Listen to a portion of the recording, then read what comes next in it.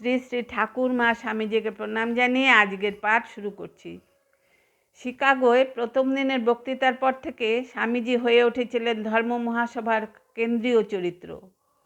15ই September Swamiji কূপমণ্ডুক বা কুয়োর ব্যাঙের গল্পটি বলে বুঝিয়ে দিলেন কেন ধর্মে ধর্মে মতভেদ হয়। কুয়োর ব্যাঙ কুয়োতেই চিরকাল রয়েছে, কুয়োর বাইরে কখনো যায়নি। তাই সাগর থেকে এক ব্যাঙ এসে যখন বলল সাগর তার কুয়োর তুলনায় লক্ষ গুণ বড়, তখন সে তাকে মিথ্যাবাদী বলে অপমান করে তাড়িয়ে দিল। এই গল্পটি বলে স্বামীজি বললেন, আমরা প্রত্যেকেই নিজের নিজের ছোট কুয়োর মধ্যে বসে ভাবছি সেটাই সম্পূর্ণ জগৎ। হে আমেরিকার অধিবাসীরা, আপনারা যে আমাদের এই ছোট ছোট জগৎগুলির বেড়া ভাঙবার জন্য বিশেষ চেষ্টা করছেন, তার জন্য আপনাদের ধন্যবাদ। 19শে সেপ্টেম্বর স্বামীজি হিন্দু ধর্ম সম্বন্ধে লিখিত বক্তৃতাটি পাঠ করলেন। এটি ধর্ম মহাসভায় প্রধান বক্তৃতা, কারণ ধর্ম মহাসভায় তার নাম নথিভুক্ত হয়েছিল হিন্দু ধর্মের প্রতিনিধি হিসেবে। কিন্তু তা হলেও তার হিন্দু ধর্ম কোনো সাম্প্রদায়িক ধর্ম ছিল না। হিন্দু ধর্ম দিয়ে শুরু করেও তিনি শেষ করেছিলেন বিশ্বজনীন ধর্মে। হিন্দু ধর্মের কোনো নির্দিষ্ট দেবদেবীর কথা তিনি বললেন না। সহজ সরল ভাষায় শাস্ত্রীয় পরিভাষা যথাসম্ভব বর্জন করে তিনি আসলে বেদান্তের সার্বভৌম সত্যই হিন্দু ধর্ম প্রবন্ধটির মধ্যে প্রকাশ করলেন।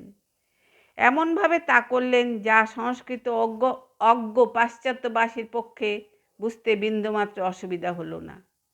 20শে সেপ্টেম্বর স্বামীজি একটি সংক্ষিপ্ত ভাষণে বললেন, ভারতের সবচেয়ে বেশি অভাব ধর্মের নয়, ভারতের ধর্ম যথেষ্ট আছে, ভারতের সমস্যা হচ্ছে দারিদ্র।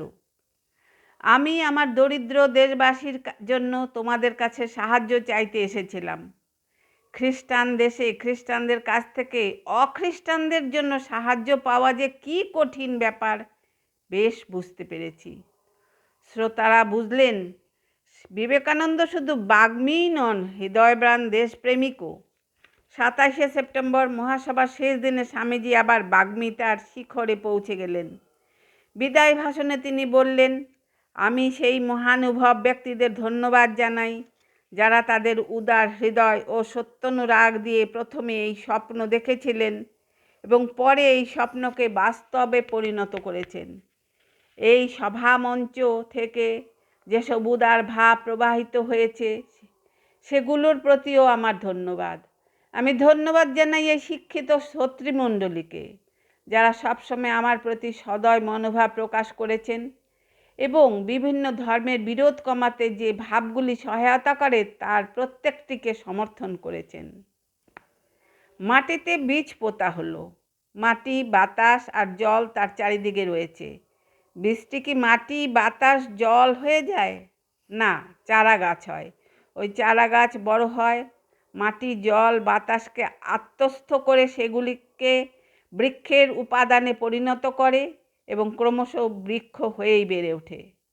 ধর্মের ক্ষেত্রেও একই কথা।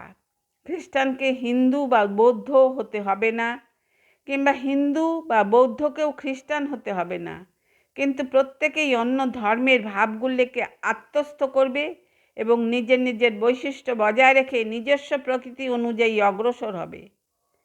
যদি এই ধর্ম মহাসভা জগতে কোনো কিছু প্রমাণ করে থাকে তা হলো এই: সাধুতা, পবিত্রতা ও দয়াদাক্ষিণ্য জগতের কোনো একটি বিশেষ ধর্মমণ্ডলীর একচেটিয়া সম্পত্তি নয় এবং প্রত্যেক ধর্মপদ্ধতির মধ্যেই অতি উন্নত চরিত্রের নরনারী জন্মগ্রহণ করেছেন।